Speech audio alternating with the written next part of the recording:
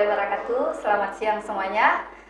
Kali ini kita melakukan pendampingan individu untuk calon guru penggerak modul 1.1 dan modul 1.2.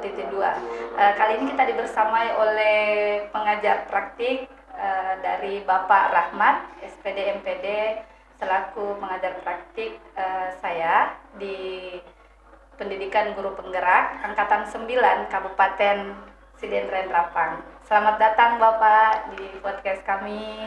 Selamat datang Bu di sekolah Ibu di SMA 2 Sidrap. Terima kasih CGP saya Ibu Jumri Anwar SPD sudah mengundang kita di podcast ini untuk melakukan pendampingan individu pertama. Gimana kabar Bu? Harusnya saya bertanya ya Pak. Iya. Iya, sama pertanyaan yang sama. Alhamdulillah kabar saya baik. Kalau Bapak bagaimana kabarnya? Ya, sehat dan terus semangatlah. Seperti itu. Karena ini adalah pendampingan individu pertama, tentu saya sebagai pengajar praktik, Ibu ini adalah memastikan bagaimana prosesnya berjalan lancar, kegiatan CGP-nya ini, dan melakukan pembelajaran daring. Jadi selama 1 bulan ini, Ibu sudah dibersamai oleh fasilitator dan juga sudah dibersamai oleh instruktur. Iya, Kalau boleh tahu fasilitatornya siapa dan instrukturnya siapa ya Bu ya? kalau fasilitator itu Pak Munawar Ahmad, sedangkan instrukturnya Bu Susanti siapa yang Ya, itu ya Pak, yang perempuan. oke. Selanjutnya bagaimana ini dukungan ekosistem di sekolah selama CGP Angkatan 9? Alhamdulillah Pak, untuk dukungan dari pihak sekolah, baik kepala sekolah sebagai pimpinan di sekolah kami dan rekan-rekan sejawat itu sangat mendukung bagi kami yang ikut program pendidikan guru penggerak. Bukan hanya di motivasi dari segi dukungan moral, tapi sarana dan Iya. prasarana juga. Nah, tentu selama 1 bulan ini, apakah Ibu punya kekhawatiran dalam kegiatan guru penggerak ini di modul 1.1 dan 1.2? Setiap langkah atau kegiatan yang ditempuh pastinya ada kekhawatiran yang muncul Pak, yang bergejolak. Kita kan ini sebagai guru atau pendidik di kelas, sementara kita juga harus menjalankan yang pendidikan ini, Iya. guru penggerak. Nah, yang jadi kekhawatiran sebenarnya bukan khawatir sih Pak, maksudnya jangan sampai ini nanti ketika saya berjalan bersamaan jadinya keteteran. Misalnya entah fokusnya di guru penggerak, malah proses PBM, belajar mengajar di kelas jadi keteteran, atau mungkin lebih fokus di mengajar sementara LMS-nya tidak berjalan dengan baik. Nah, kira-kira kekhawatiran itu terjadi enggak atau tidak? Nah, itu juga jadi pelajaran sebenarnya bagi saya, dan bisa saya sharing ke teman-teman mungkin calon guru penggerak di angkatan selanjutnya. Sebenarnya kita terlalu overthinking Pak Di, kalau misalnya mau melakukan sesuatu yang belum terjadi kita pikirkan. Nyatanya alhamdulillah sampai sekarang saya bisa melakukan kegiatan ini bersamaan dan bisa berjalan dengan baik. Ternyata overthinking saja ya tentang kekhawatiran-kekhawatiran itu. Nah, kira-kira gimana ini dukungan kepala sekolah selama berjalannya pendidikan guru penggerak Angkatan 9 ini?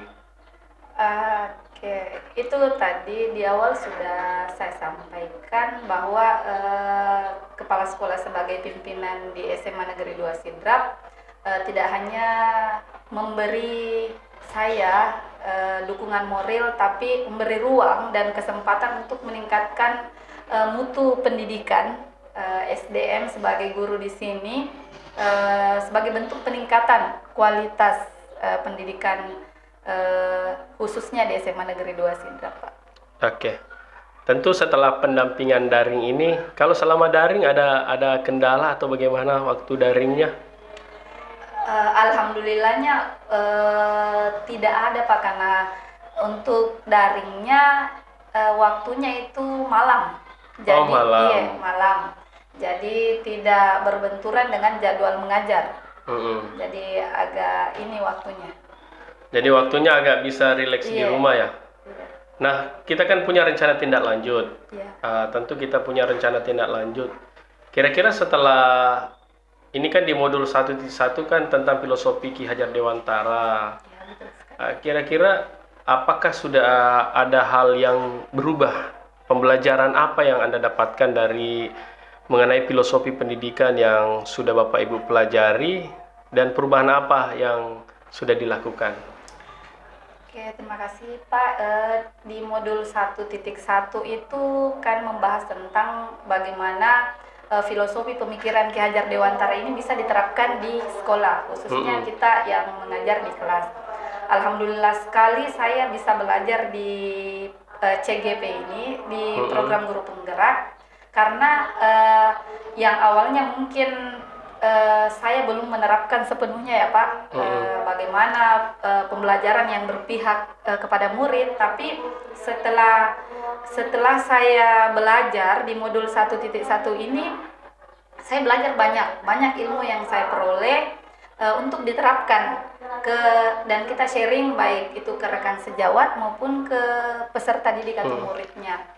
Nah, kira-kira pembelajaran apa saja yang Ibu dapatkan dari materi filosofi Ki Hajar Dewantara? Kalau kita ketahui bahwa Ki Hajar Dewantara, pemikiran dari filosofi Ki Hajar Dewantara itu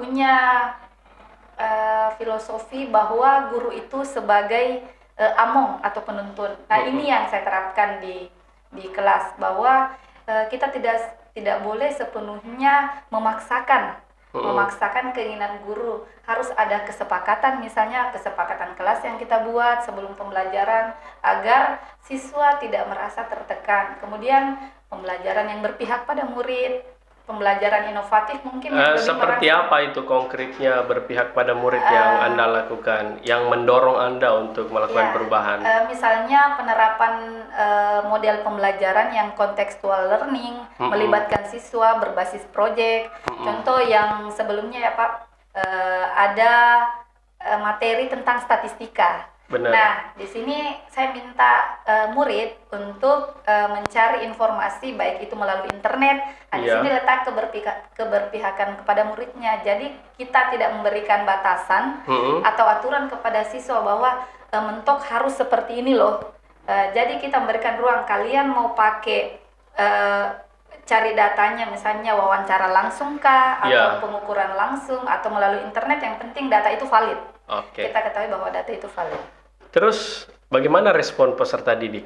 Nah, ini yang seru sebenarnya Pak, dan menarik sekali. Karena saya sangat merasa ada peningkatan yang signifikan, baik dari segi minat maupun hasil belajarnya. Siswa ini merasa tertarik ketika pembelajaran itu melibatkan siswa secara langsung. Pendapat mereka seperti ini Pak, direfleksi di akhir pembelajaran itu, mereka ngomong kayak gini. Saya itu Bu lebih tertarik kalau terlibat langsung seperti ini, sekalipun konsep saya tentang matematika itu kurang, tapi secara tidak langsung ketika saya mengerjakan ini proyek, saya otomatis tahu konsepnya step by step seperti ini loh langkahnya. Terus apa hal yang sudah baik dari perubahan tersebut dan apa saja yang perlu diperbaiki ke depannya? Kalau di saya mungkin yang sudah baik itu bisa tercipta pembelajaran yang bermakna bagi murid, kemudian bisa meningkatkan minat, motivasi, dan hasil belajarnya murid, karena tujuan utamanya kan yang kita itu Pak, dan buat siswa atau murid ini belajarnya jadi senang. Kalau anak-anak sudah senang dalam belajar, pasti yang lain bisa mengikut. Benar. Nah, yang kedua, untuk hal yang perlu diperbaiki mungkin dari segi sarana. Sarana ya. Misalnya di kelas, saya mengajar di kelas yang mungkin jaringan wifi-nya yang tidak tertangkap kan. Di sini ada beberapa spot untuk wifi tidak bisa mengakses di kelas yang jauh, jadi mungkin di situ ininya Pak. Oke. Yang terakhir dari rencana tindak lanjut itu, kira-kira apa hal konkret yang perubahan yang dilakukan di dalam kelas? Apakah sudah dituangkan dalam jurnal 2 mingguannya? Iya, alhamdulillah. Kalau hal konkret yang sudah terlaksana, misalnya pembelajaran siswa yang berbasis proyek itu kan masuk di pembelajaran berpihak kepada murid. Kemudian kolaborasi, bagaimana berkomunikasi dengan rekan sejawat, misalnya sesama guru mata pelajaran. Kemudian pelaksanaan sholat berjamaah. Kemudian kebetulan sekolah kami itu kan terpilih sebagai kampanye sekolah sehat. Jadi setiap hari Jumat itu sebelum literasi Al-Quran ada sarapan bersama Pak. Itu salah satu bentuk ini, sama kegiatan-kegiatan ekskul. Luar biasa. Karena ini adalah modulnya modul 1.1 dan 1.2 berbicara tentang nilai dan peran guru penggerak di sini. Tentu ini kan ada karya kan lewat portofolio ini. Sudah bagaimana portofolionya sekarang perkembangannya?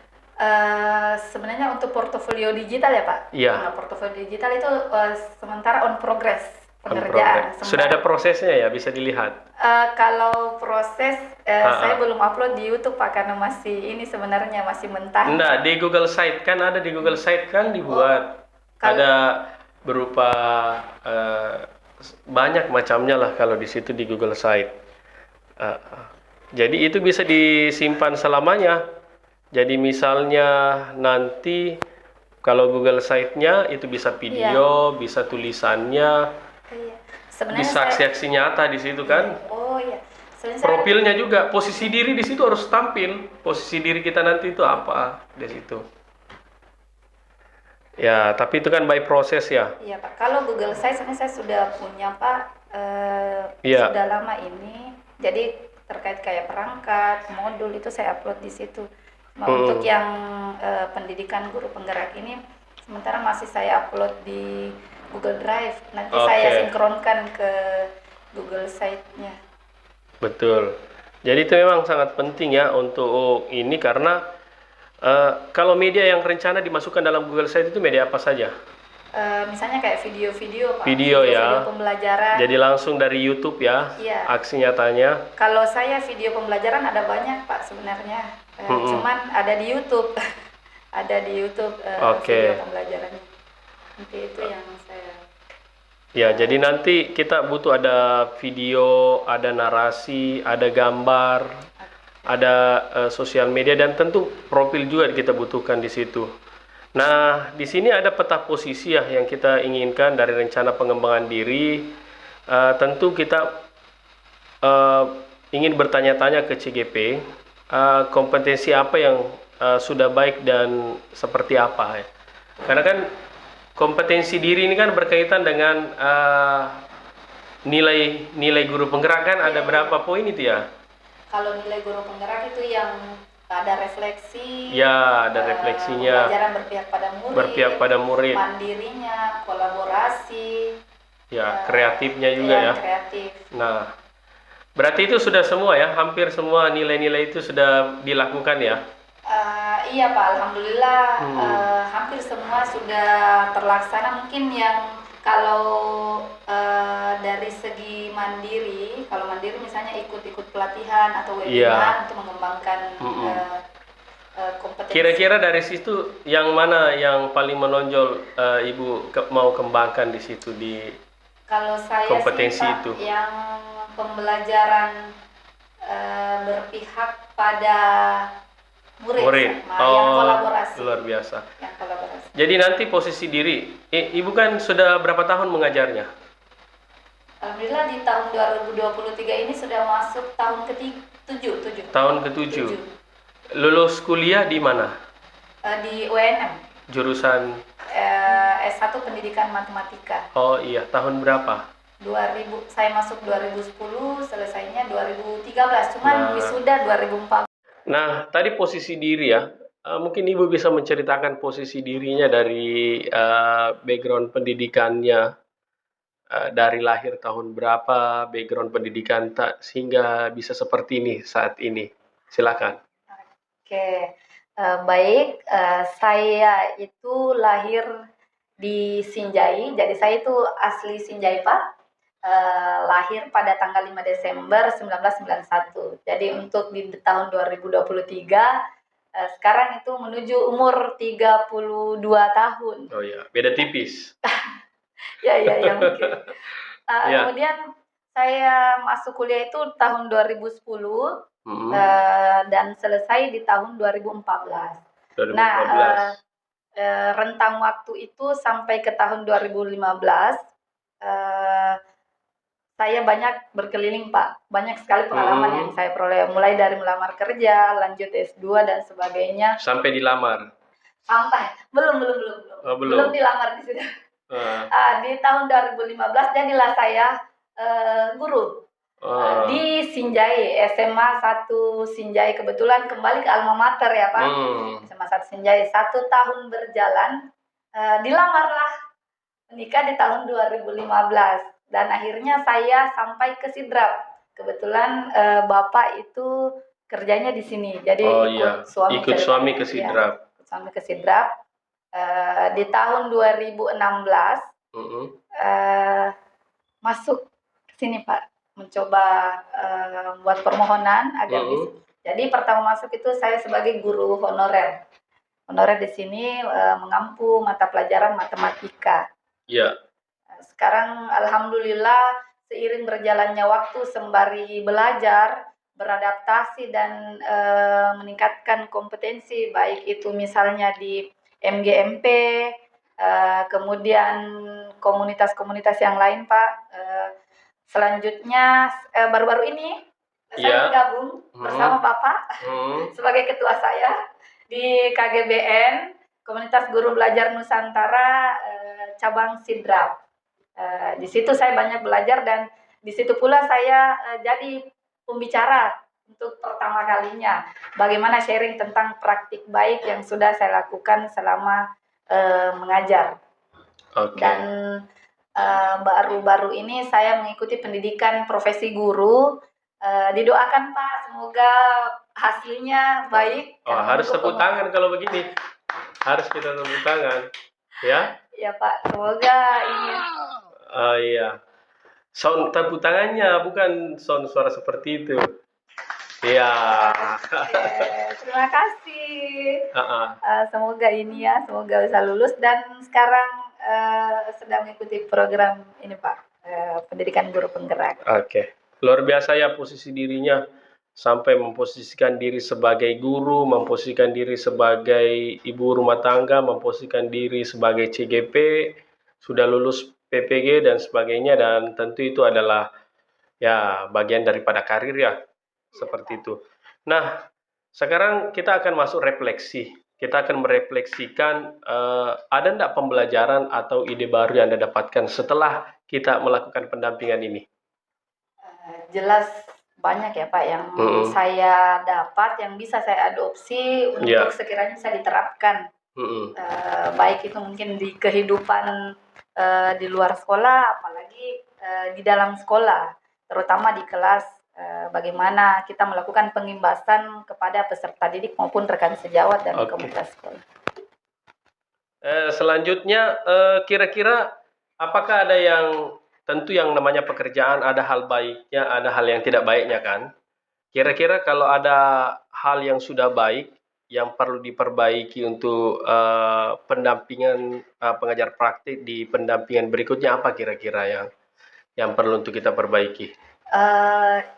Yang perlu untuk diperbaiki, kalau saya rasa sih semuanya sudah oke Pak. Kalau perasaan saya Pak, dari segi administrasi, yang teknis-teknisnya itu sudah baik semuanya. Berarti yang tinggal dipertahankan ini adalah semangatnya. Iya. Kita perlu pertahankan semangatnya. Nah, tentu saya ingin mengucapkan terima kasih karena sudah diberi kesempatan hadir di podcast ini, sudah diberi kesempatan untuk mau melakukan pendampingan ya. Saya juga berterima kasih banyak Iya. Bapak. Ini kayaknya hybrid ini, ya. Kesibukan di antara sekian kesibukannya Bapak bisa menyempatkan hadir di sini melakukan pendampingan dan podcast di Iya. sekolah kami. Tentu seperti itu. Mudah-mudahan nanti kita dipertemukan lagi ya di pendampingan berikutnya, Bapak Amin. Ibu ya. Amin, amin. Oke, terima kasih. Iya Pak, terima kasih Pak.